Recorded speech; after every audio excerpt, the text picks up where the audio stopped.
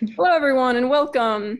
I'm Rebecca Seifert, Assistant Professor of Art History here at GSU, and I wanted to just thank you all for joining us for tonight's BFA Alumni Panel discussion, featuring some of our amazing recent graduates, Lauren Buszczyk, Taylor Mezzo, Tyler Santor, and Kenya Moffett-Garner. This event is co-sponsored by the Division of Arts and Letters and the Center for Student Engagement and Intercultural Programs. We invite the audience to join us in our discussion tonight, and you can pop your questions in the chat box, and we will answer those as they pop up, so we can have a little bit more of an open conversation after the presentations. So I'd like to begin by briefly introducing our panelists, who will then discuss their work in a little bit more detail before we move on to that conversation. So I'm going to start by introducing Lauren Buszczyk. Lauren graduated from Governor State University this past May with a BFA in ceramics. Her work is primarily, as she describes it, abstract ceramic sculpture. She's currently living in Connecticut doing a post-bac residency at the University of Hartford. Welcome, Lauren. Thank you. So Lauren, I'm going to go ahead and share my screen, and then I'm going to pass it off to you to talk a little bit about your work and what you've been up to since graduation.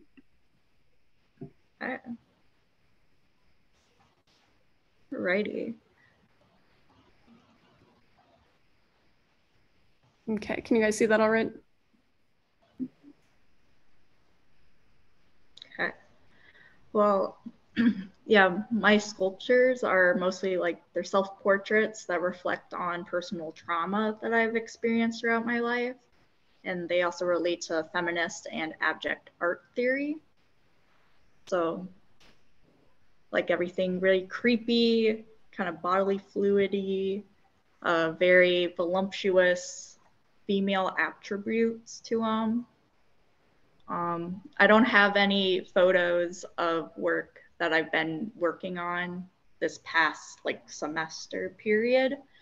So I'm very bad at taking photos and uploading them. But it's the work that I'm doing mostly now is they're a little bit like kind of more vaginal, much more boob-like, a little bit more figurative, but they're still in that abstract realm. As for like a post-bac, because I know when Leanne mentioned to apply to a post-bac, I was kind of like, what is that?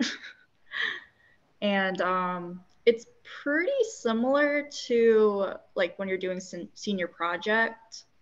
So you're just making a bunch of work and you're meeting with professors and talking about it and like ways to better the work and push it. So it's mainly building your portfolio too. But it's less stressful because you're not having like graduation looming over your head. So, but it's still stressful because I don't know. Art can be very stressful. But yeah. That's what I got. Lauren, can I ask you a little bit more about the post-bac? So is it similar to being in an academic program? Is it more of, like along the lines of an independent study? Is it for a degree, or you want to talk a little bit more about that? Yeah, it is very much more academic just because it's at a university. So there's all the politics with being in an academic area. And you have that support of professors, which would be different from if it was like a residency. Yeah. Thank you. And then I had another question, sorry. And I have more questions for later too, don't worry. But you mentioned the abject, and I think that that's a term that maybe some people are familiar with, but maybe some people are not so familiar with. So could you maybe talk a little bit more about what that is and how it relates to your work? Yeah, it's kind of a broad term. It's like kind of gross, like anything disturbing, gross. I know bodily fluid is like a main thing with it, especially with how it was a big thing in the 90s. To me, I feel like it's just anything kind of makes you uncomfortable, like really drives that. So I'll use like hair a lot of times because people find hair very gross, especially if it's not where like our society deems that it should be. So it's like, it's not on your head or your eyebrows. It's kind of like, ew, it's really gross. So I kind of push that in my work and try to show like leakage or things like that, or like spit. I'll have parts that kind of look frothy, like frothy spit. Yeah. And what was that process like, by the way, just kind of like your journey towards the abject? I don't know if that's a way to phrase it, but as you're making work and you start seeing like, okay, there's some, trends that I'm noticing in my work. So what kind of prompted the leap to using more experimental materials like hair? It's synthetic hair, right? I think so. I know I recently bought like horse hair, so it's like it's real hair, but it's not real human hair. Mm-hmm. But yeah, it's fake. In these photos, these are fake hair, except for the one in the bottom left corner, the like cannolis, my vagina cannolis. That's actually my brother's hair. I gave him a haircut, so that is real human hair. But as for doing it, I know just meeting with like you were a part of my committee and Leanne and Gretchen, kind of like talking about adding other materials with the ceramic, which usually isn't something that with ceramic is usually like told you should do. It's not a traditional thing. It's mostly just put glaze on it and you're good. But I feel like I can't get that gross or abject just by using glaze. Like are some glazes that I can kind of push that, but not to the extent of using other objects, like non-ceramic objects.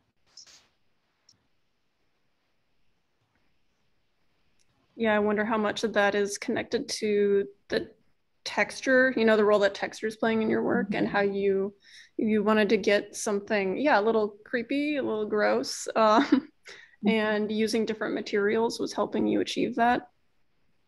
Yes. One more question, which is about the luster, because that's one of my favorite pieces of some of your work. Do you want to talk a little bit about that? Sure. I know with like the luster, it was just like kind of like maybe it just used something like a little like kind of playing with the beauty along with the gross abjectness of it, because it's like they're still like beautiful. Like I want to like emphasize like I'm not trying to be like, oh, like the female body's gross, because I don't think that at all. So it's almost like just adding the beauty along with the grossness. And it adds just a pretty sheen to things that kind of draw you in. Yeah, it definitely accomplishes that. I find my gaze is drawn to those areas and it's really subtle. It's really small little areas. And I think it would be easy to kind of overdo it. Maybe not easy financially speaking, because it's probably kind of expensive, I'm assuming. Yeah, it's very expensive. It's like, I don't know, it's a tiniest little bottle and it's like over $50. So yeah, so it's like even if I really wanted to just coat a piece in luster, I financially cannot do that. All right. right, great. Well, thank you. And we're going to hear more from you in a bit. But in the meantime, I'm going to move right along and introduce our next speaker, who is Taylor Mezzo. And actually, let me stop sharing for a second so I can bring your bio up on the screen for myself. So Taylor is a ceramic artist from Illinois, currently living in Pittsburgh, Pennsylvania. She works primarily in sculptural and functional ware using red earthenware to create vessels, utilizing a mixture of wheel throwing and hand building techniques.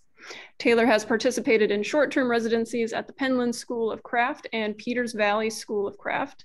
Taylor also recently completed a long-term residency at the Pittsburgh Center for Arts and Media. Welcome, Taylor, and I will pull some images up on the screen for you as well.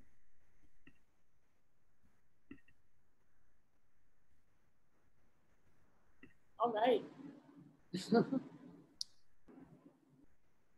Okay, sweet. Most of my work is made from earthenware clay, which is like a low fire clay. And a lot of what I've been making recently has been just sort of like reimagined or recreated forms that are based off of objects of interest in my life that I see. So some of them, you can see the one in the bottom right corner is a motorcycle. It's just sort of like this reimagined version of a motorcycle. I use a lot of similar angles and lines and sort of bring that into a new piece in itself. And then I will, just to keep the essence of the object that is based off of, and then I'll add, you know, glazes, and I'll use some Sidge and stuff. I really like to highlight the natural red color of the clay. So I try to keep as much of that as possible. A lot of things that inspire me are classic cars from like the 50s or 60s, architecture, and a lot of mid-century modern furniture. So I use a lot of these like arch shapes and this arch motif in my work a lot, because that was something that was very popular in like credenzas or like dressers in the 50s and stuff. And I do try to keep a lot of play in my work and try to keep myself on my toes, because I always tell myself, if I'm gonna make the same thing more than once, like a cup or a mug or something like that, I need to add elements of it that make it not so boring and not so repetitive. So I use a lot of patterns. Patterns are a comfort to me just because they're repetitive and you know what to expect of them. And I am very drawn towards circles too, so I will use polka dots a lot in my work. The colors in my work people tend to think they're very like Southwest, even though I've never actually been to the Southwest, but they're just, you know, I really like pink and I really like teal, and why not use colors that make me happy if I'm gonna be making this work for the rest of my life and stuff. This is all coming off very like pessimistic, but it's not. Yeah, I'm always trying to look for ways I can make common household objects too, like a mug or a vase or like a candelabra, and make it into something really like extraordinary and make it look a way that you would not expect it to look. Does that make sense? Okay. Well, there's the gist of my spiel. And even just going off the last piece that you said about kind of like playing a bit with the expected form and how that relates to the function of your work, because I know like most of your work is functional pieces, you know, candelabras, mugs. I have one of your mugs at home that has a little handle with no opening to put your fingers through. And yep. So, and it's one of my favorite mugs too. So I wonder if could you talk a little bit more about that, kind of like and there are a few in the images here on the screen too, a little bit more about the role of function in your work. Yeah, so these sippers, if you look in like the bottom left, they're just like a little half circle that's not really a handle. I started adding them because I was always very drawn to the silhouette of shapes and forms and pots. So the traditional shape of like a cup was not enough for me, the silhouette. It was very, very common and very like, I don't know, plain. So I would always add these little like, they look like ears, but they're not. They're just kind of like the essence of a handle, but not actually, I would never expect you to grab it. It's just something else to bring your eye. So when you're turning it, you know, it's a stopping point visually, and it's also, it's like decoration, you know, it's like putting on earrings or wearing a necklace. I want this mug to just have like a little bit something that extends it from the wheel thrown part that is the mug or the cup. Functionality is a really weird thing that I have a strange relationship with. Is like a lot of my work, the reason I don't make sculptures because I want to sell it. Like I genuinely, I want someone to have a use for it. And I think ceramics that have like a purpose, that's something I can't get away from yet, is like I need my pots to serve a purpose, like to be a vase or to be a candelabra. So I'm always like designing these. They're basically sculptures until I cut a hole in it or add a little test tube looking thing to give it like a purpose. And it's something I like. It also brings me these like unknown challenges with function. Like, how can I just barely make this functional enough to deem it a candelabra or to deem it a vase? But yeah, that's my struggle. But I love it. Mugs are sort of something that I don't necessarily grapple with as much. They stay pretty round or sometimes square, but I don't go too far off the edge with those. Yeah, it's almost like just looking at the cup form, the little handle piece is just enough to say, I am a cup. It's kind of, it reminds me of some weird postmodern architecture where it's like, this is a house, and you can tell because it has a pitched roof, you know, it's like the sign of a mug. Taylor, would you mind telling us a little bit more about just the images that I brought up on the screen here from Gentle Geometry and maybe what that phrase means for you? Yeah, so this was the first time I ever did like a solo show, and it happened in May and a little bit into June here in Pittsburgh. And this was just sort of me, it's like a love letter to geometric shapes and soft shapes too, because they're not quite, as you can see in like the bottom two sort of sculptures, that they're very rounded and they're not pointed at the edges the way like a square or a hexagon would be. They're kind of puffy and plump is how I try to make them, so that they, you know, they look more alive and less rigid than geometric shapes, which is where the phrase gentle geometry comes from. It's also like a tongue twister, but it was, and also it's sort of ties into the geometric patterns that I used a lot in these, like in these cups, or I also had some vases too.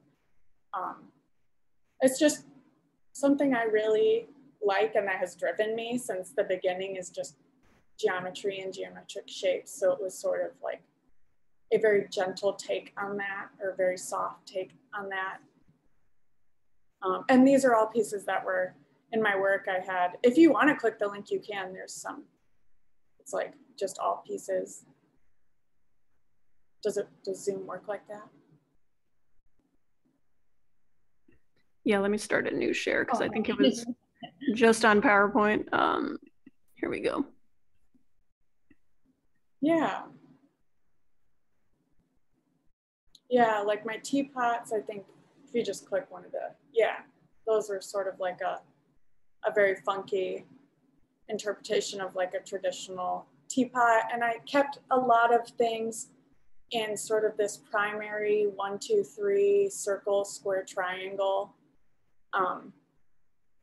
repetition, or like not repetition, but kind of theme, where, you know, there's pink, blue, yellow, and there's 1, 2, 3, there's sort of like a rectangular shape in this middle one, and a triangular and like an oval circle one on the left. And it was also, it just feeds into my own needing like order and regime in my work.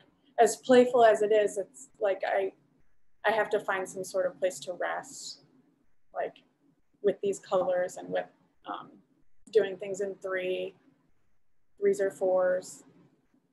But yeah, this is just like ramblings from my mind. I don't know if this makes sense to everyone as much as it makes sense to me. Yeah, well, I think it gives us some insight into also the connections between the idea of gentle geometry, and so like making a connection between that and the idea of repetition. But there's also, like, as I'm looking at these teapots in particular, I'm thinking they have so much personality. They look kind of anthropomorphic, and each one's a little different too. Like the spout is a little different on each one.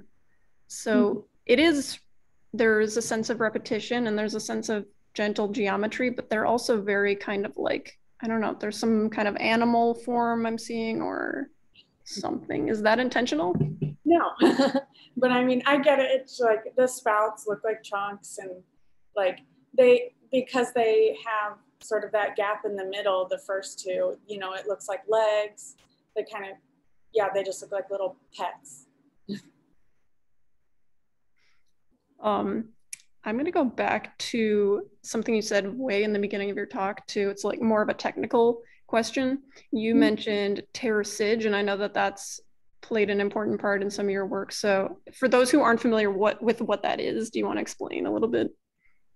Yeah, so Sidge is, it's basically just like a really fine slip. It's made from clay particles that have been like deflocculated, and you brush it on right before you bisque it, and it kind of allows you to get this really waxy surface on the surface of the clay, and it makes it really tight. And I always compare it to like concealer or foundation on top of like a clay face. I think it sort of beautifies it a bit and makes it look just a little bit better and softer. It's not as like, if you were to just touch raw clay or like a raw earthenware clay, it would be chalky, and this is not so much.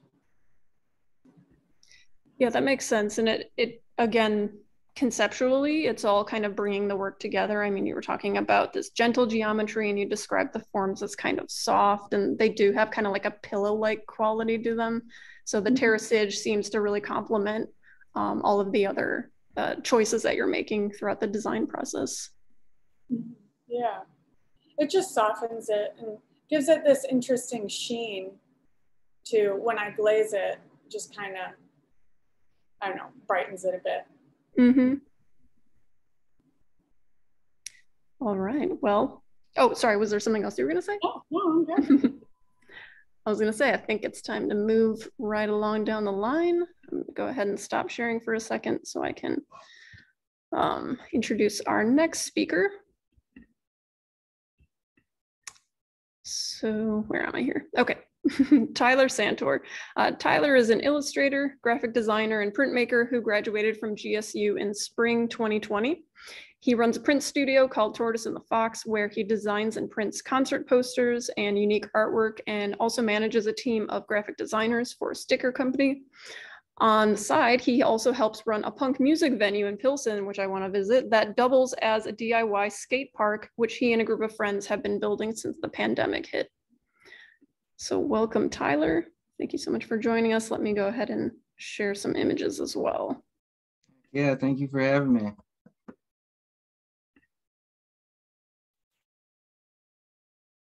And let me know when you want to advance to the next screen.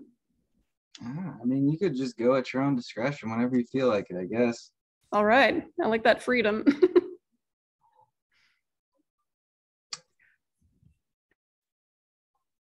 So am I just supposed to like start talking about my drawings here? Yeah. You want to tell us a little bit about what we're looking at on the screen here? So what you're looking at right now is basically like a perfect representation of what I've been up to since I've graduated GSU.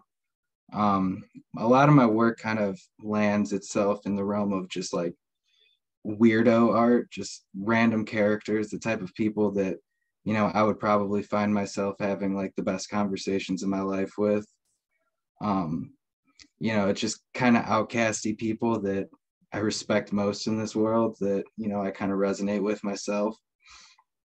A lot of my characters kind of are very simple, flat, two-dimensional, not much shading or anything. The only kind of bit of dimensionality that they have is like some wiggly lines that I can't seem to like keep straight. Yeah,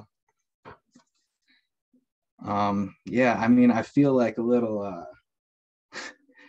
bit of an outsider here, being like the only 2D digital artist between like three super sick three-dimensional ceramicists, but this is my stuff. Super flat, super weird characters that live in my head. I was going to say, are these characters that you've been working on for a while? Are these like fictional, like people personas in the world that you've been creating for some time, or are they kind of a newer development? I mean, this style that I draw in is kind of my way of doodling, like the like turn your brain off kind of, just like put pen to paper and just let it go. Don't think about it. Don't come up with the concept before you start. Just start drawing and see what happens. I like to refer to it as like a visual diary. Some days like 5 or 6 different people will end up in my sketchbook in one day, and most of them never see the light of the day. But sometimes it's nice to like show it to people and get a little bit of like positive reinforcement every once in a while. But yeah, this is the kind of stuff that I've been drawing for my entire life. It's all completely fictional. Like I said, it's like people, like I said, somebody, if I saw this person on the street, I would want to go up to and talk to rather than like walk by. People with a little character. And I'm just noticing that there's text in a lot of your works too. So I'm just curious, do you see these as kind of like mini comics or illustration, or do you not really care about how we refer to them and just kind of see them as all part of the same world? No, I mean, it's kind of like, my way of giving a little bit of personality to some of the people that I make. Like it's, some of them are like kind of ominous, like the one that's far left, I refer to that as the cluster of dinguses. It's just like a family of freaks that like to sing together in harmony. Like why? I don't know, just because I wanted to. But then there's people like in the middle. Like I kind of drew that based off of my girlfriend had broke her ankle skateboarding in the beginning of the year, and she was all bummed out that she like couldn't walk. So it's like that's something that I said to her when we were like sitting. I was like, I still think you're beautiful. You're just a little rickety, that's all. So I mean, a lot of it's like it's drawn from stuff that I would like say, or I'll pass somebody on the street and they'll be saying something and I'll be like, that's absurd. I'm writing that down. Like I said, a lot of my inspiration comes from real people, and then I try to like, kind of exaggerate it a little bit and put my own twist on things. The guy that's far right is actually based off of one of my friends. He runs like a graffiti supply company, and he literally like just walks around the streets and sells graffiti supplies to people and like does drop-offs and whatnot. So I like the idea of having this like sketchy character who, instead of like having like a bunch of drugs or something that you would imagine, he's just like hustling art supplies on the street, and I love that. I was going to say, does your buddy wear a trench coat and keep all the aerosol cans inside? No, not at all. He keeps all of his stuff in a backpack, and he has a huge afro, and he's like one of my best friends in the world. But like that's my my interpretation of him, just somebody who like can't reveal who he is because like technically he's like doing illegal stuff all day, but at the end of the day, he's really just an artist, you know? Mm-hmm. So that's really interesting that these are kind of in part based on people in your real life, but only kind of maybe like obliquely. I mean, clearly this is, you know, not a self-portrait or a portrait of your girlfriend, but Exactly. I think like it's weird. It's like I don't like assign genders to any of my people. Obviously, some of them are masculine, but it's like I feel bad trying to draw, like purposely trying to draw a female, because all my things are so freaking ugly that like I don't even want to do that, you know? And but yeah, some of them are just so like they're just creatures. They're not even like humans. They're just whatever they are, you know? mm-hmm. Well, let's move forward and check out another example. Ah, yes, the burrito storage. This you see, and then like I said, the stuff that I draw is usually like a visual diary. Like I drew this one day on my lunch break. I just got done eating a massive burrito. My stomach hurt so bad. So this was what came out of my head in 10 minutes of sitting down with my iPad on my lunch break. So that brings up a question too about the materials you use. I know you had mentioned before that you're mostly digital. Do you still sketch by hand? Do you find that more like for preparatory drawings, or how do you work normally? Yeah, so if I'm working with a client, like if somebody is hiring me to like design something for them, sometimes I will go pencil to paper and just literally just do something that, you know, gets the idea out, the basic composition of something. But for the most part, as soon as I start drafting, everything goes digital. It's very rarely that I'm ever even using pencil and paper. And I know that like sounds terrible, but like I'm a damn millennial, so like, can you blame me? Comes with the territory. Yeah. Yeah, so a lot, some of my work tends to have like repetition of character. You know, and if I had to like put some sort of, you know, like big meaning behind it, it's kind of it just like everyone kind of looks the same to me. Like people in the normal world, I work at an office job where like everyone will be showing up in like nice collared shirts, and then I walk in with like a tie-dye shirt that's got a bunch of holes in it, and I just don't feel like I belong there, but you know, I show up anyway. So this specific design is I call it Chicago tourism. It's just kind of based off of the people that you see that like at little hole in the wall hot dog stands. You could tell like aren't from around here, and they're just like tripping out over a hot dog, and I don't know. So now I got to ask, Portillo's or Maxwell's? Oh, Maxwell's all day, but I'm super bummed that like they just, you know, I have a bone to pick with UIC that they just took it from being an all night place to like closing at 1 o'clock in the morning. That's my my late night spot. Need to start a petition. Yeah.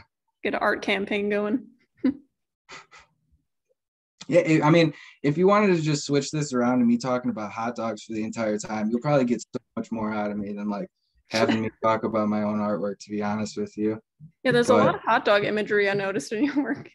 yeah, I think they're awesome. Like, not only do I like thoroughly like I eat way too many of them. That's they're cheap and whatever, but like if you think about them, they're disgusting, like what they actually are. But at the same time, they're awesome, and I kind of love that that it's like it's something that's so gross and like you shouldn't be eating, but at the same time, it's like I freaking love them. So that's kind of why I draw so many hot dogs. If I'm ever like creatively blocked, I just start drawing a hot dog, and like whatever comes next, like that gets my juices flowing, I guess. It's such a Chicago subject matter too. Like, I don't know, does that factor in where, because I don't know, when I told people I was moving to Chicago, every question was about hot dogs. So, I mean, not every question, but many of the questions were about hot dogs. So I don't know, do you consider yourself like a real Chicago artist? Is that like part of it? I don't know. Is that a weird question to ask? I mean, kind of, and it's just like so second nature to me, I guess. Like they're so cheap. Like there's a little joint down the street from my house called Nikki's, and it's like you get 4 hot dogs and like a sack of fries for like $4. So growing up, it's like I would eat that all the time just because, you know, that's cheap, easy, and right down the street, you know. So I don't know if it like there's not much meaning in it besides like I just like it and why not, you know. Yeah. Well, and like you said, it's a bit of a visual diary thing. So it's like if you're eating hot dogs, you know, like it's gonna find its way into your work. I know it's terrible. I'm 100% gonna die early, but you know it's worth it. Well, and a Chicago dog is a real special thing, I gotta say. So Oh yeah, I'm getting like my daily dose of vegetables in all different colors, including neon green. So there you go. here you go. More dogs, exactly. See, like it's funny, both of these happened exactly how I said. I was in the midst of like a little bit of a creative burnout. Like I was getting overworked at work.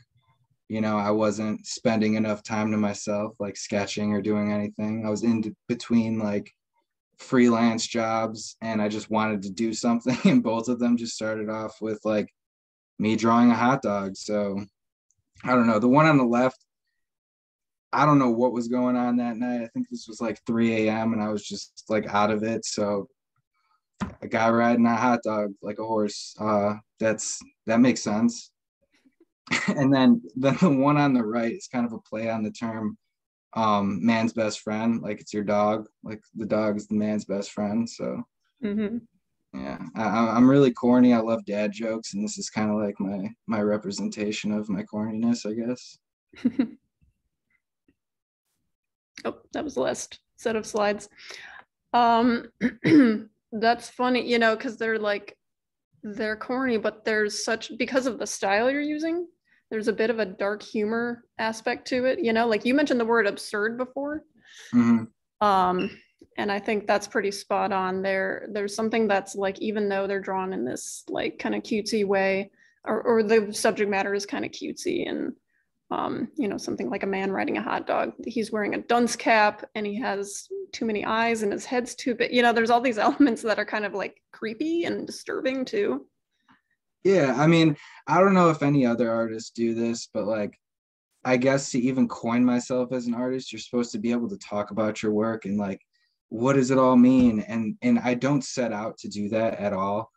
But like I kind of work backwards sometimes where like I'll make something and I'll be like, all right, now I gotta like figure out what does this all mean? And basically like the thing that I tell people most is like everybody that you see, like you very rarely ever see any of the characters that I make smiling. Like they're always usually pretty bummed, but they still seem content. And I guess that's just like a good way to like, I mean, if you're bummed, but you're content, I guess you're still content. So it's all good. Like you don't have to be like super happy all the time. You know, you could still be bummed and find something that like makes life worth living. So, I mean, that's pretty much what my characters represent. Like it's okay to be not 100% stoked and happy about your life all the time, but you could still find something that makes you content.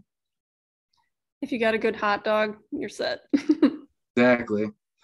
I like that. All right. Well, we will pause on that note, and that's a good moment to transition over to Kenya Moffett Garner, who I'm going to introduce momentarily. And then Kenya, if you want to go ahead and share your screen, if you're able to.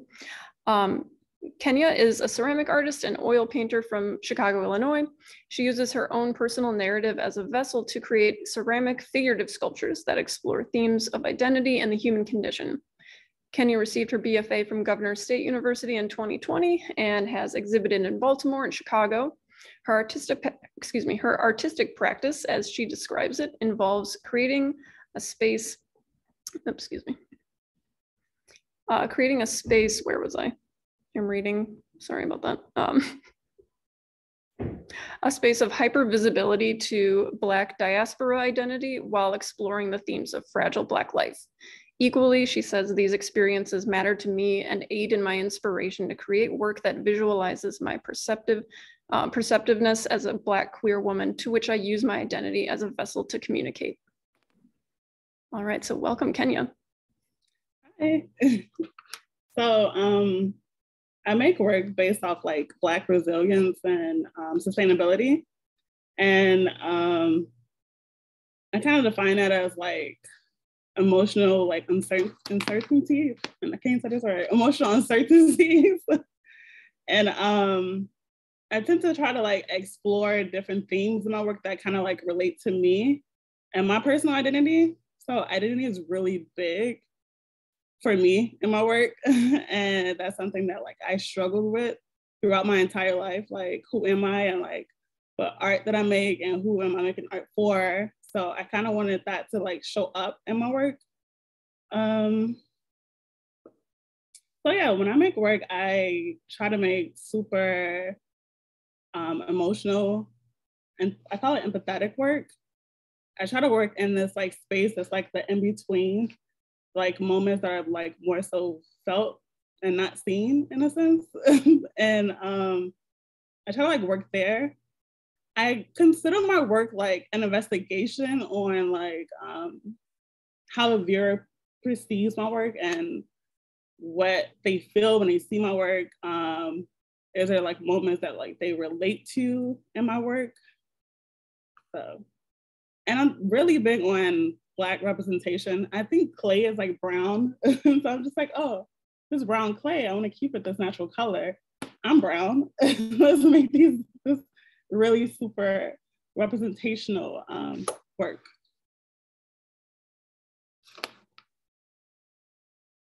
So yeah. Kenya, did you always work in a representational manner? Yeah. Yeah. I think the first time like I ever made something was like a person, and it just come naturally because like the person I see the most is me. So I am a person. So I kind of use that to give myself like things, and I use that in my art practice. Mm-hmm. I just have random photos, so I just didn't know what to do. Ooh, can I request that you go back to the previous slide, just because that's like I love that piece that we were just looking at. This one? Yeah. Okay. Yeah, can you tell us a little bit more about that one? I made this my first semester in Carbondale, and I was just like, oh, I wanted to explore why I made certain pieces in my undergrad.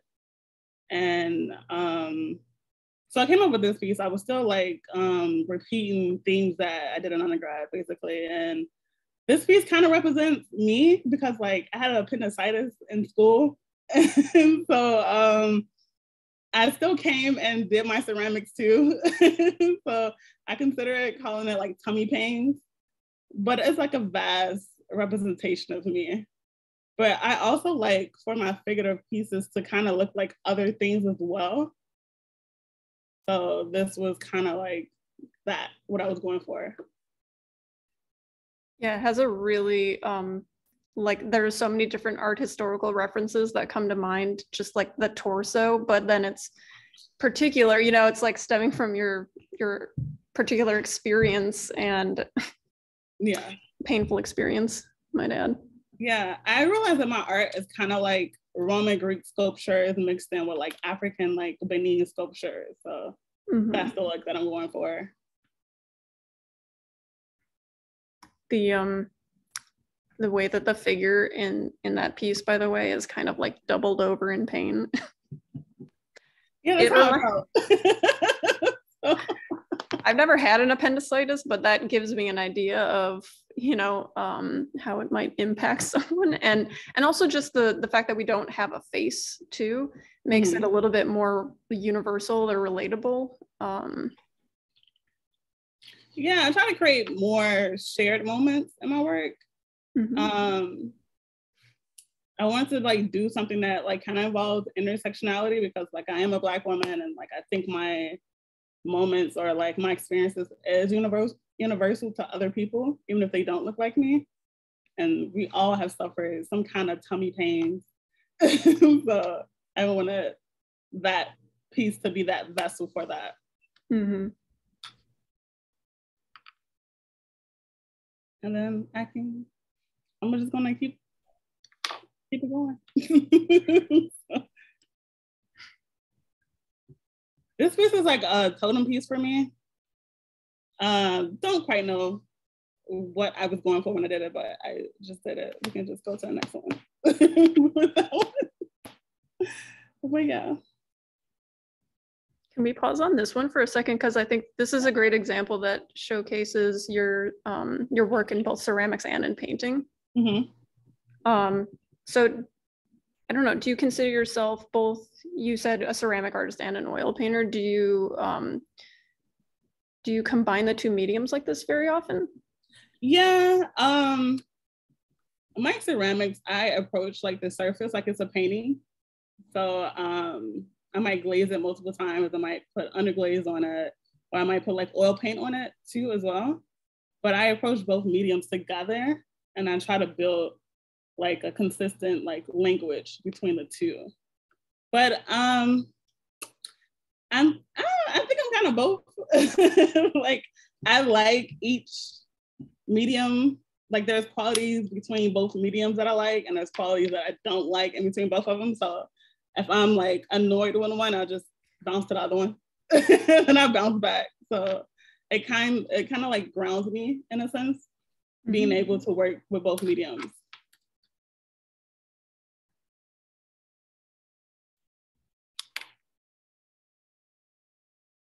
And then I want to go. That piece is kind of scary, but is that a recent piece? I don't think I've seen that one before. Yeah, so the hands on this piece actually went on that sculpture, but I broke them off. So I kind of made like another sculpture, and I was like, I like this one better. So I do a lot of like, oh, oops, kind of things, and I make it work for me. So I mean, that's kind of bad as an artist, but because a lot of artists can't do that, make like accidents work for them. But I try to make it work for me because like ceramics is so like unpredictable. You literally have to go with it. And I'm still kind of learning about it as well. So I just kind of embrace both of them. Mm-hmm. And then I got this piece. And then these pieces here. And that. Okay, and then that's it. Did you want me to close it out? You can leave it up just for a second. I was just thinking, I mean, as you're flipping through, now I'm seeing also more connections that I've noticed that I hadn't noticed before.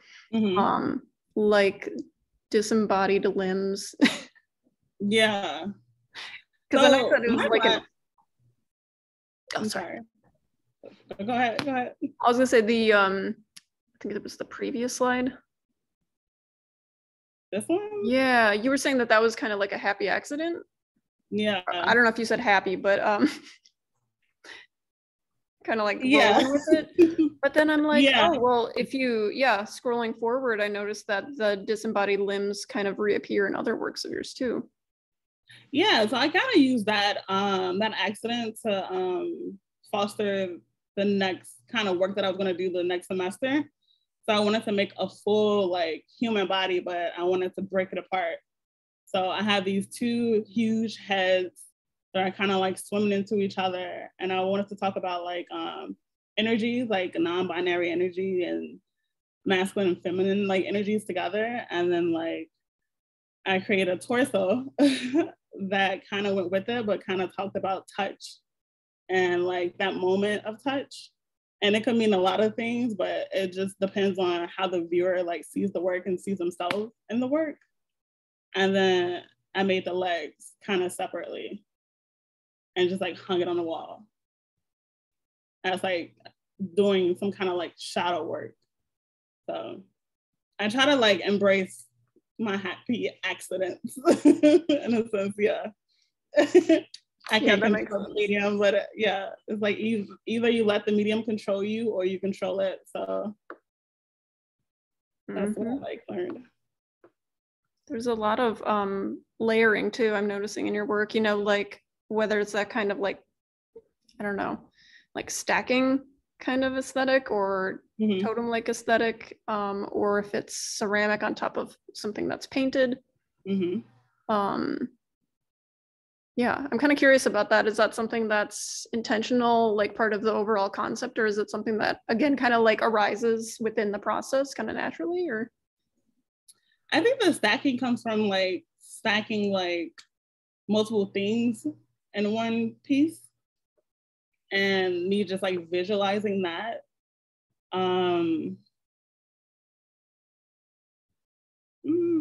Yeah, I would say I try to like layer multiple like concepts in something. So I'm assuming it comes out in the way I process my work as well.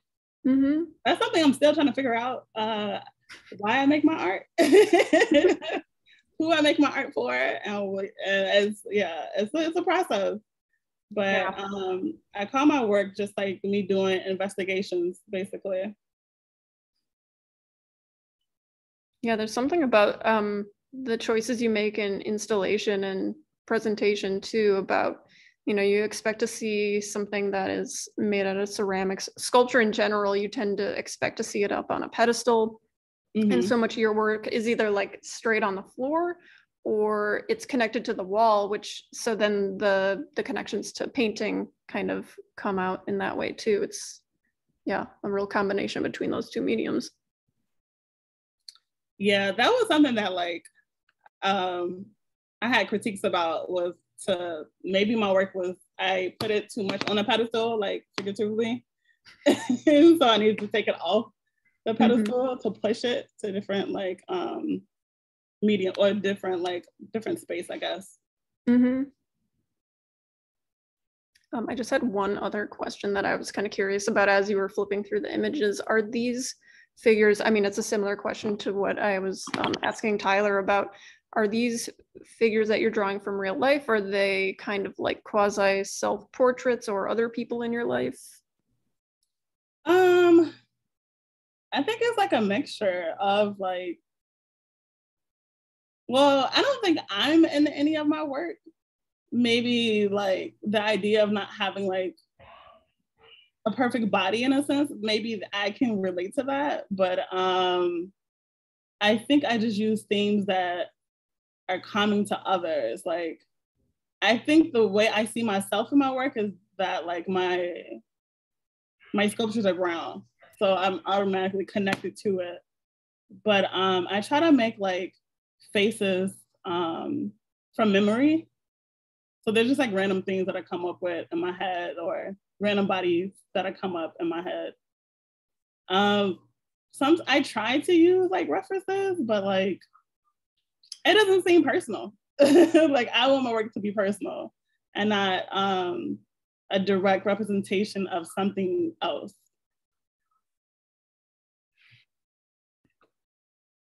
Yeah, and I think also the lack of a face in some of these, again, brings me back to this kind of feeling that they're a little bit more universal in a way. You can project your own self onto these a little bit easier if there isn't like a specific face attached to it.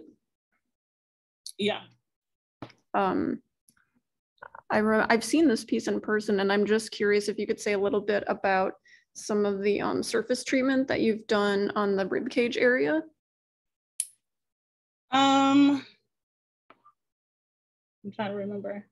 So I use graphite pencil and chalk pastels.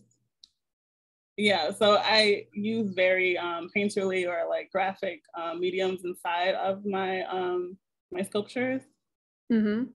And I think I might have used some paint, but I think that hand is watered down chalk pastels. Oh, okay. So with the panel of several ceramic artists, is it typical for someone to go in with graphite pencil or paint on the surface of a ceramic piece?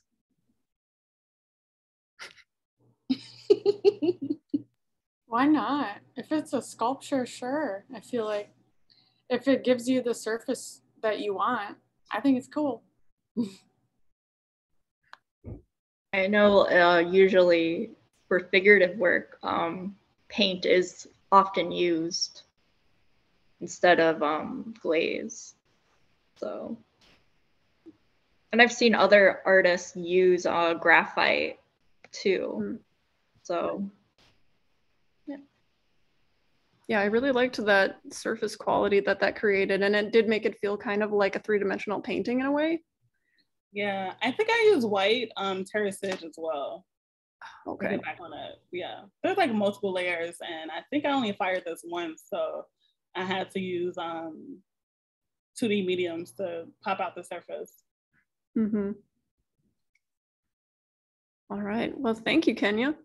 I think this will be a good point to kind of open up to a larger conversation if folks have any questions in the audience. Otherwise, I can maybe get us started with one big question, which is, I was kind of curious, what has life been like after graduation?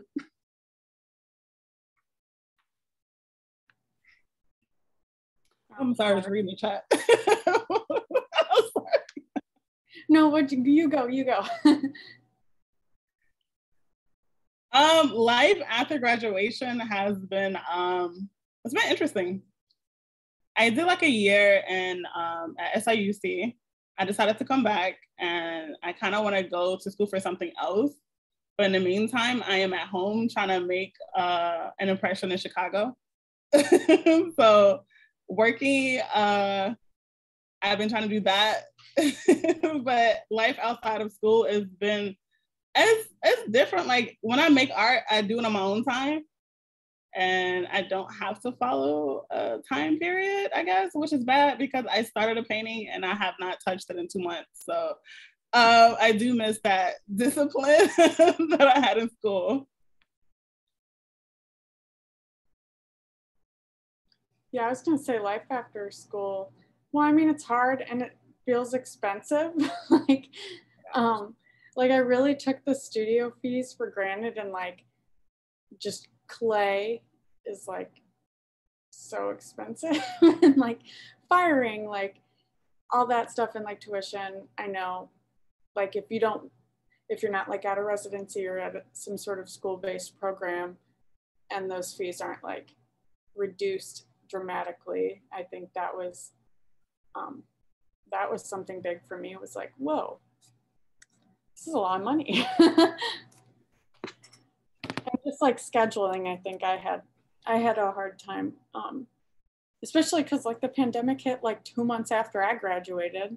Like it was like a hard time like keeping myself up to the level that I thought I should be at after graduation. You think it's just like a direct like incline, and it just like goes up, and I think people forget that sometimes it like plateaus and it stops, and you can be an artist without making art all the time.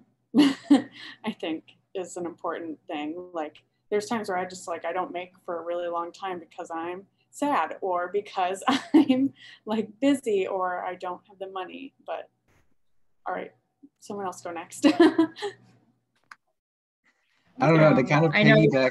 Oh, go ahead, Lauren. Shit. No, you can go. You can go. Oh, this digital stuff is so much fun, isn't it? But yeah, to kind of piggyback off what Taylor and Kenya just said, like it is a breath of fresh air, not having to like do chemistry while you're trying to. I've never done chemistry. I don't even know why I use that. But like, you don't have to worry about any other classes while you're trying to, create your art. You could just solely focus on art. But it is kind of hard to like stay determined and keep doing stuff all the time. But it's kind of something that, like, you have to learn how to do. Like I know a lot of people who graduated and kind of just burnt out while they were in school because they had way too much on their plate.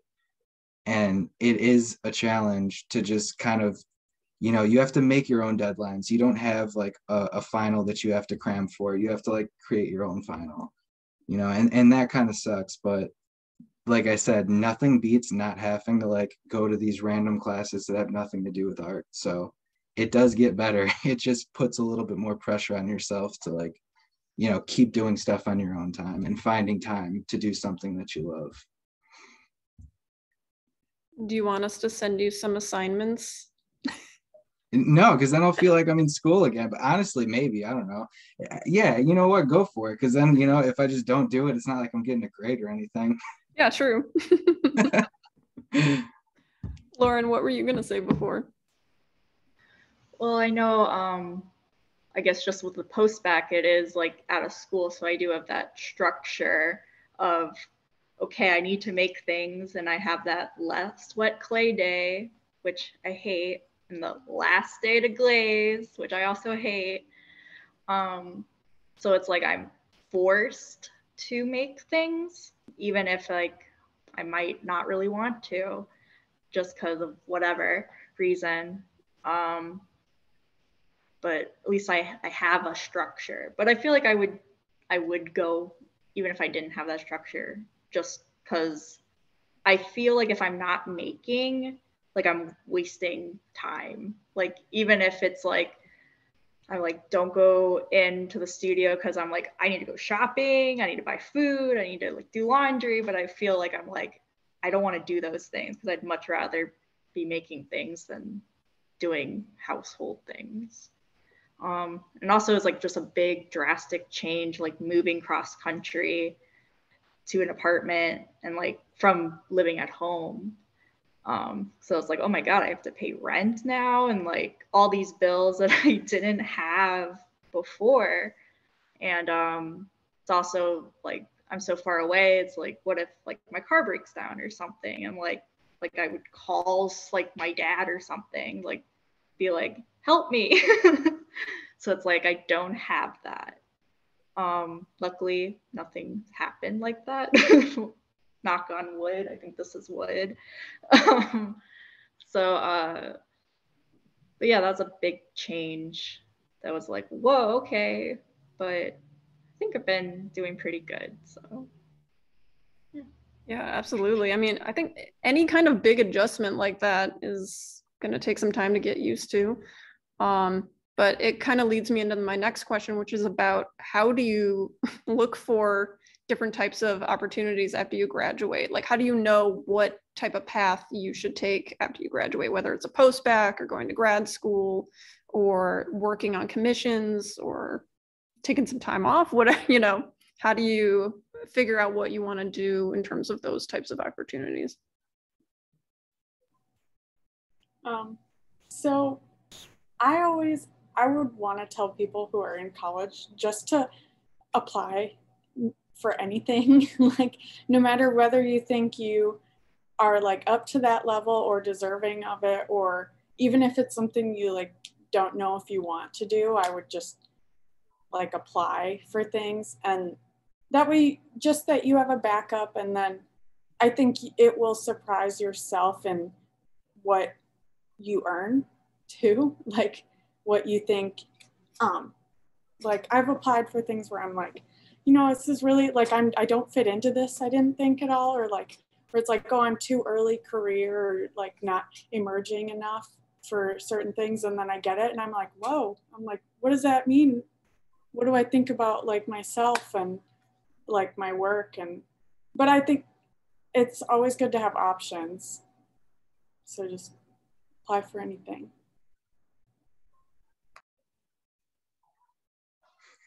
Yeah, I can't really like speak for anybody else. I could only say like what's worked for me, and how I've been able to navigate the roads of making money off of drawing things. And my only bit of advice is like find your audience, find people. If you're like a weird person, like find other weird people, because there's plenty of people out there like you.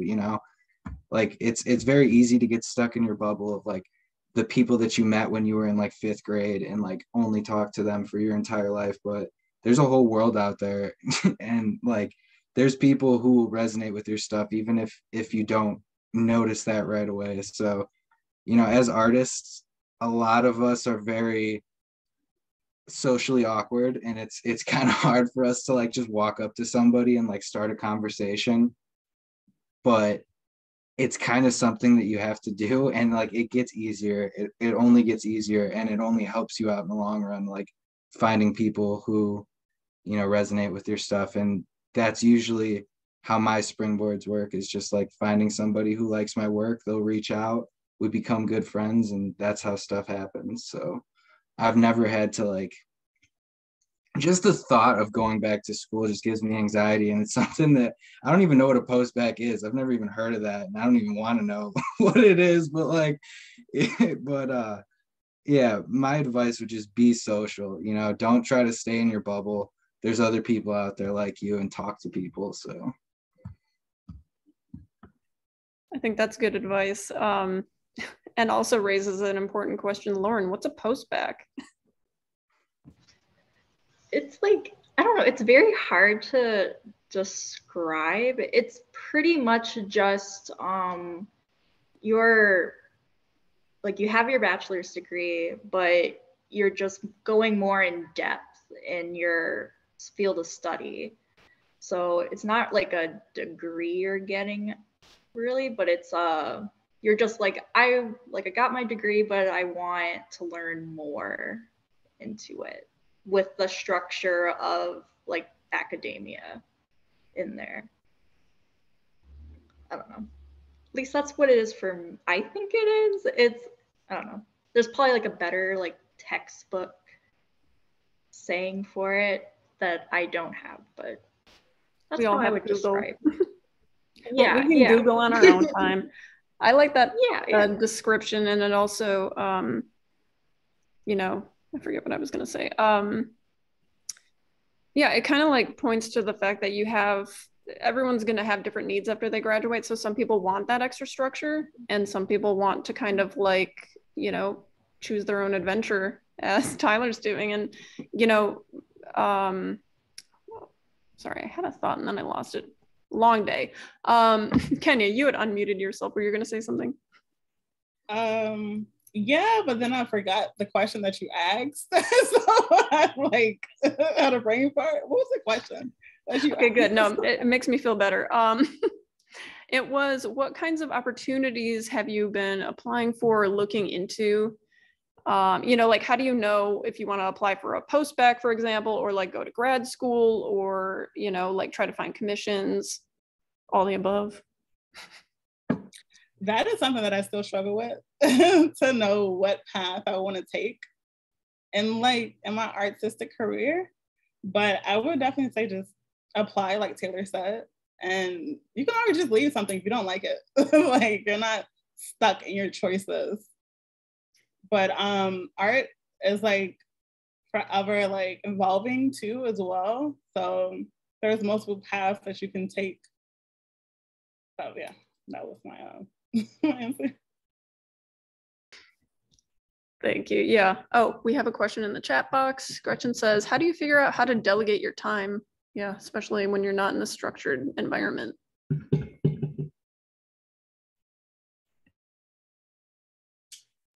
Ooh. How do you figure it out? You just gotta live it, I think. There's like a point, I think, after you graduate where you're just like, you really don't know. You're like, you just have to figure it out. And I know that's not really an answer. Like, good answer is just try a few different ways and see like what works for you, I guess, is what I would say. Is like, you could start off, I don't know if you're like a daily person or you're like an every other day person, kind of that kind of schedule, but delegate your time. I mean, it's just also depending on if you have jobs or not, or like how many different directions you're being pulled in. I think sometimes it's not a matter of delegating, it's just like scrounging up what time you can get. But that's my 2 cents. I think having like a deadline can help you too as well, because some people do have jobs, some people don't have jobs. So just having some sort of like deadline. And with school, it kind of taught me how to do time management and balancing multiple projects at once. So you can always just like dip here and there in your project, and that could be enough. So once you're out of school, the only person that like you're reporting to is yourself. So as long as you report whatever to yourself, that I think that's another good way to delegate your time. Yeah, when you're doing like freelance work and you're working with like a client, usually you guys, meet and you come up with a due date. So, as much as I say like I like the freedom of not having something due, like there's always still a due date. It's just you kind of have the freedom to not take on a job if you don't want to. Like if you have something coming on in your life and you're going to be super busy, you can say no. It's not like a class where you have to show up, otherwise you're going to fail.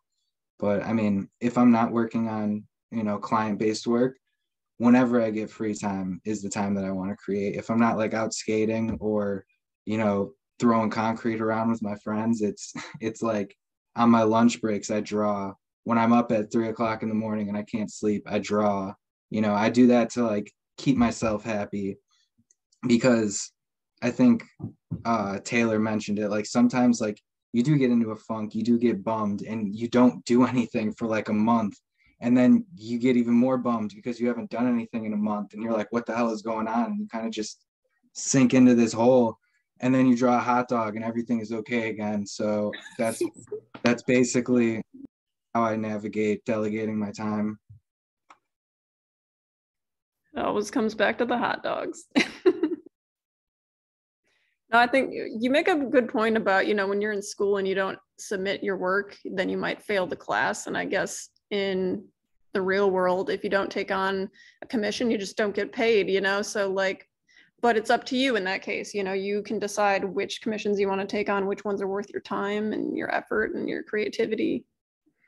Exactly. That's why I work a 9 to 5. So like I can get insurance, like I can have a savings, I can pay my bills.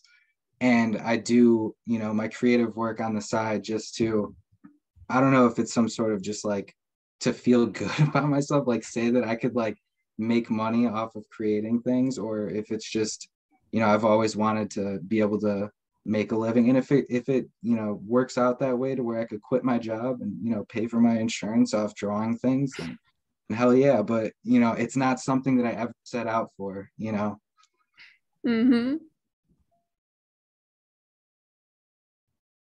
Looks like Gretchen might be typing a question. Not true. Okay, I have 2 questions. Number one, because we were talking about hot dogs, have you seen Curb Your Enthusiasm this season? Because there's a whole hot dog eating contest thing in there. No, I've never seen that show. Everyone tells me to watch it. I know the guy, but this season will be in particularly poignant to your work because there's a whole lie about a hot dog eating contest that just sort of keeps going through the episodes, which is interesting. All right, that's important. That's something that I need to write down. But I guess my question is, so some of you guys have facilities that you're working out of and that sort of thing. And I know, Tyler, you set up your own facilities with Paige, and you set up like a screen printing facility and that sort of thing. But when you first got out and you didn't have access to facilities, what was that like, especially for you ceramicists, and how did you approach not having kilns or not having access to screen printing facilities or those types of things? What was that like, and how did you sort of troubleshoot that? Well, I mean, this kind of like I took all the questions, like spoiler alert, like we were told all these questions, and I have stuff written down because I suck at freestyling. But like the last thing is the advice that I wish I had is like the studios aren't going to be around forever. Like you're going to graduate, and then it's like the next day you don't have a place to go work. And I mean, I kind of had foresight in like but you don't understand the extent of it. Just literally like, okay, I can't work right now. So I was working on building a studio for like my last 2 semesters at Governor State. And, as a printmaker, like primarily like a screen printer, basically the only piece of equipment that I didn't have because I didn't have room for it was like a large format exposure unit.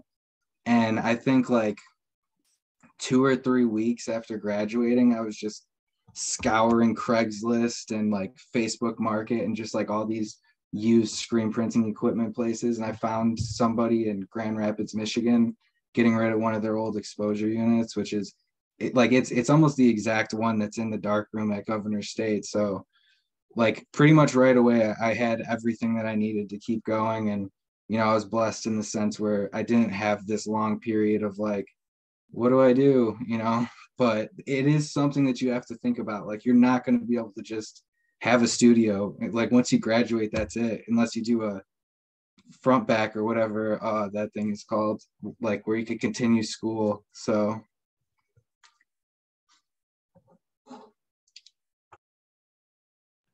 I was going to say, I think that can also push you to get more schooling, is just like not having those luxuries of like another school studio, and like knowing if you go to a school that they're going to be pretty like top notch, or they should be, or like whatever. But like I personally,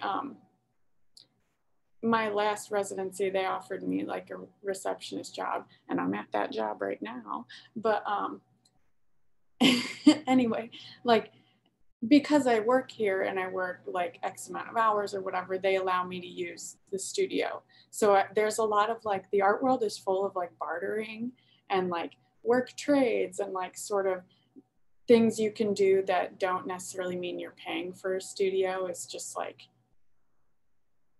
it's, at least I know with ceramics, it's a lot like that too. It's just like, hey, I'll like, you know, I'll lock the building 2 nights a week and stay if it means I can fire some stuff in a kiln or whatnot. And also, like, I know pandemic was a lot of just like sitting in my basement with a tarp on the floor and like a table and a Lazy Susan I bought from like Walmart and stuff like that. Just like using what I could like scrounge up and using clay that was like 3 years old or whatever, or not the clay I prefer to use and stuff like that. There's a lot of things that I think, and in that sense, will push you towards innovation and will help you in a sense.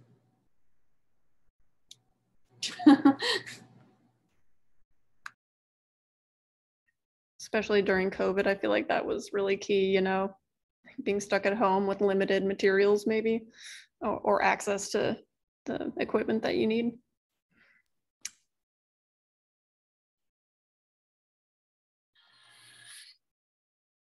I think for me, I don't have access to a kiln right now. So I just kind of switched to being a painter for the moment. So you got to be kind of flexible until you are able to get a kiln or to take classes or, yeah, or get a residency. But that's been my struggle, is not having access to doing clay at the moment. But in the future, it might happen, so I'm not really too headstrong over it. But I could totally make sculptures inside the house. So, and just when I do have access to a kiln, fire it then. I kind of did that with my senior show. We had to make sculptures. Well, I had to make sculptures in the basement. So ingenuity at its best, I guess. I feel like everyone was in their basement for senior project around the 2020 mark.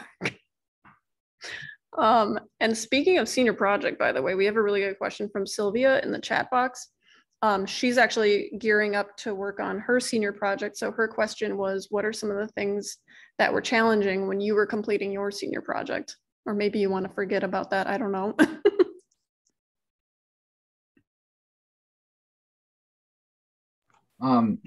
I know personally my senior project kind of got derailed because my senior project was being worked on as the pandemic hit. So it started off being like all of the jobs, all of the gig posters that were supposed to, you know, I had lined up that was supposed to happen, and it was all live music based, right? And then obviously the pandemic hit and they all got canceled.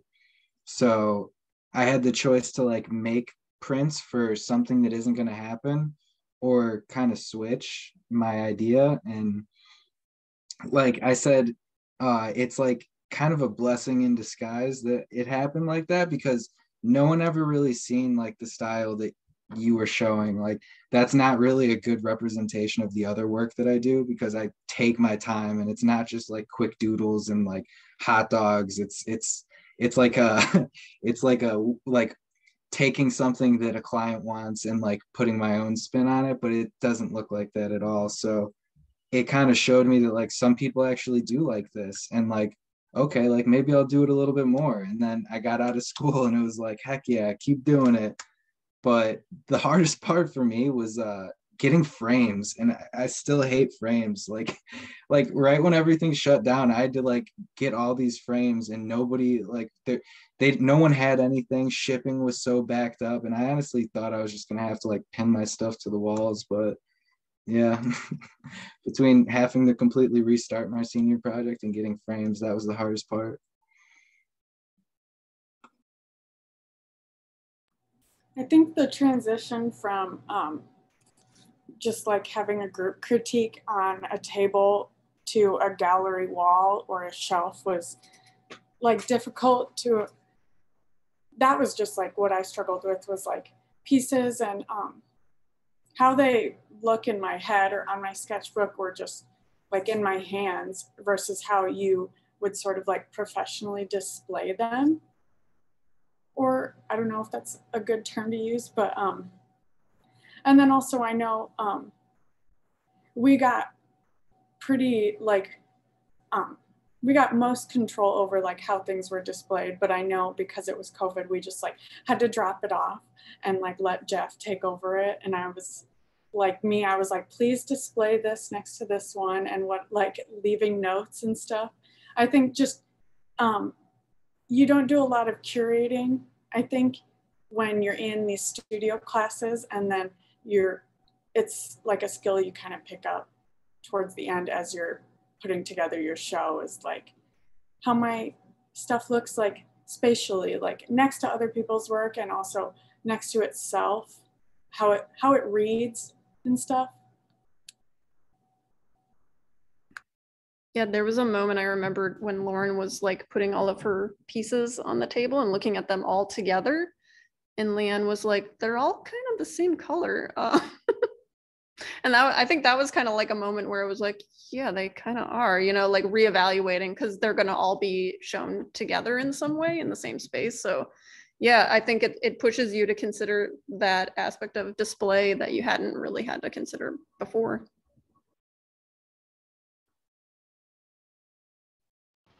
Yeah, it's like you usually are like, oh, these are one-offs or for a project that was determined for you, and then you all of a sudden you have to be like, figure out exactly what your voice is in such a short amount of time that you have to figure it out and make things and put it all together and have it displayed. It's like, it's very stressful because you're like, oh my God, there's so much I gotta do. So that was a big thing. And also it's like, things were so like very similar colors, because you're like, oh, I find something that works, and you're like, oh, let me keep repeating it because it works. And then you're like, oh, but they're all shown together, so then it looks a little boring. So then you're like, okay, well, I gotta find something else that works. But then you're a little scared to experiment because you don't want that failure, because you're like I need so many pieces in this short amount of time. So that would probably be the most challenging. It's like that fear of experimenting and failing. I think for me, I struggled with like a theme. Like midway throughout my same project, I changed my whole thing. Like I was doing chandeliers. I was just like, I want to do something else. And I decided to take up another like course to work through like that new discovery that I wanted to do. So just being consistent. Failure doesn't always mean like it's bad. It could just mean like redirection. So I would just embrace that, embrace your inner voice, because like it has to speak to you in a sense. But yeah, I think me being like kind of flip-floppy, but then again, it pushed me to like another level of my art, because my art was not fair. So just embracing your flaws and embracing failure and being consistent kind of worked for me. Can I just say something really quickly? Because I think both Kenya and Tyler, you were talking about how you had to like sort of shift gears and that sort of thing. But like, as someone who was sitting on your committee, like I couldn't have been happier that things went the way it did, even though like, not that I was happy the pandemic happened, but like your voice, Tyler, that like having had worked with you for like 4 years, like I had never seen those images before.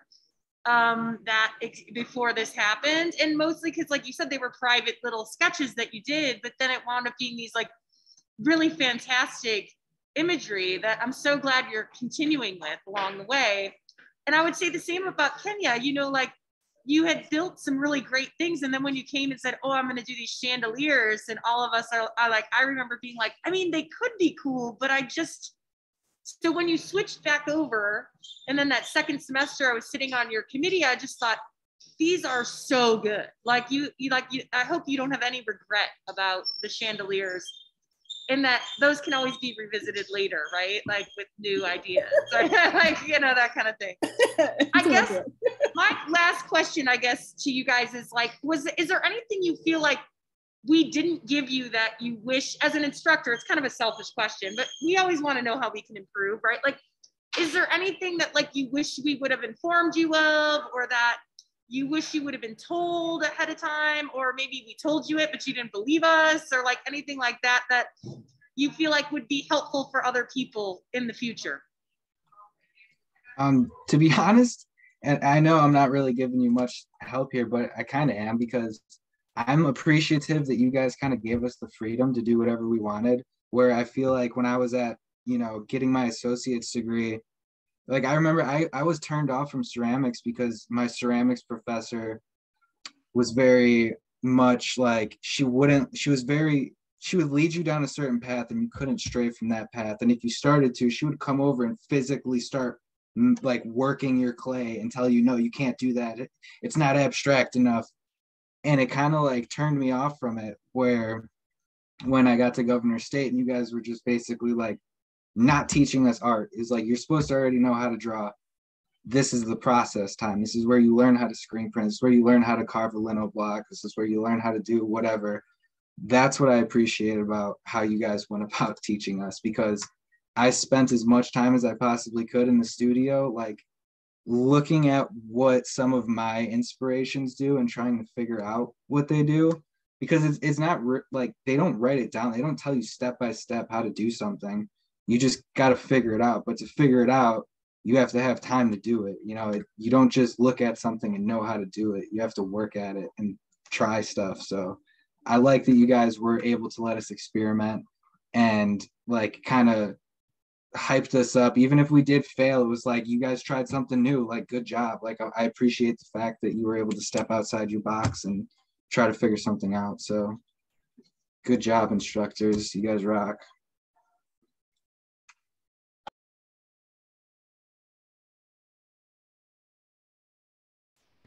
I know this is like probably me just being a bad millennial, but like I'm really bad with like posting on social media. I wish I like maybe there was like a social media class or something that was like really pushes you to take progress photos and things like that, because that's something like I always think about it after, like I in my car, I'm gonna go home and I'm like, damn, I didn't take any pictures. Because it's like I would like to be able to post more and be more active on social media and possibly get more followers and people wanting to see my work or buy my work. That's something that I think that's just more me just being bad at being a millennial. But yeah.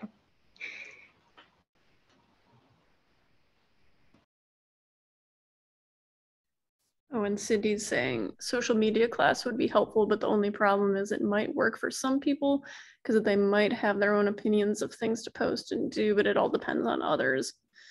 Yeah, and I don't know. I know that I'm like the social media person in the department, but I struggle a lot with like knowing when to post, how much to post. Media studies has social media classes.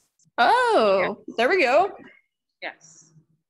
So, I mean, you know, it's I agree with you, Lauren, and I suck at it too. I'm not a millennial. I am still a Gen Xer on that cusper. But you know, I don't particularly like social media, so it's hard. And I like do full on huge events and forget to photograph the whole thing. Like, I mean, dumb, right? You know. So don't follow my footsteps. But I think a lot of you do a really good job. I mean, I know Taylor, you're always working on it. Showing your work and doing a really good job of getting that out there to people. And then I think too, like once you start following, like I've noticed, and I don't know if this is true, but if I follow mostly ceramicists, which is really funny. I don't know how that happens, but it's true. And like once you start following them and you're looking at their stuff, occasionally they'll follow you back, right? Because they're, and then all of a sudden you've got somebody big following you back, and that's kind of an interesting scenario as well, too, you know?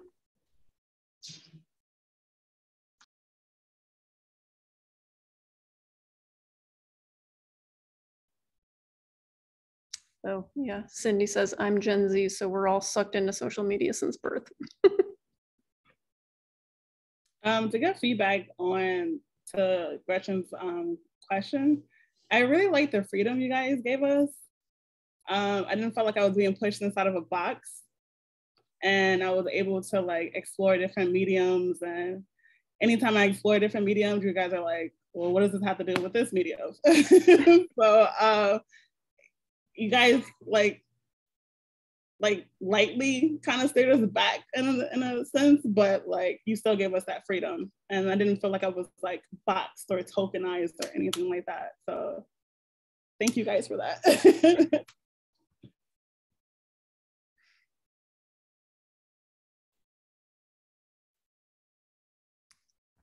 Any other final thoughts before we wrap up for the night? All right, well, considering the time, I think we can call it an evening. I want to thank our amazing panel, Lauren Buszczyk, Taylor Mezzo, Tyler Santor, and Kenya Moffett-Garner. We're really proud of you guys. We're so excited to see how your work continues to evolve in the coming years. And I also want to thank our audience who are posing some great questions. Oh, wait, sorry, last minute question from Cindy. Wait, what is everyone's favorite art styles or mediums? Oh, geez, that could be a big question. I'll keep mine very short and simple. And basically, like what inspires me, my favorite art style is, my computer's all plugged in, so I can't show you like around my room, but like it's all the skateboards that I've collected my entire life. And the stuff that you might have shown might look strange to some people, but the reason why I've found an audience is because it's very common in like the world of skateboarders. Like they're attracted to that style of stuff because it's what we've been brought around, like artists like Jay Croft and Neckface and, you know, Don Pendleton, a lot of people from the Midwest. Like my stuff is like kind of like carbon copies of them, even though it might seem out there to you. So yeah, I like skateboard art. I like stuff that's printed on wood and it's meant to get destroyed. It's disposable art. Thank you, Tyler. No pressure, but anybody else want to throw in their favorite art style or medium? I like it's not an art style, but I like mid-century modern, like things from the 50s and 60s, I would say. I like clay. Pretty tied to clay. Yeah. Don't venture out of that very much. Yeah, I gotta say, love clay. Well, love, hate clay. I love it when it works. And I mean, I just love building with it too.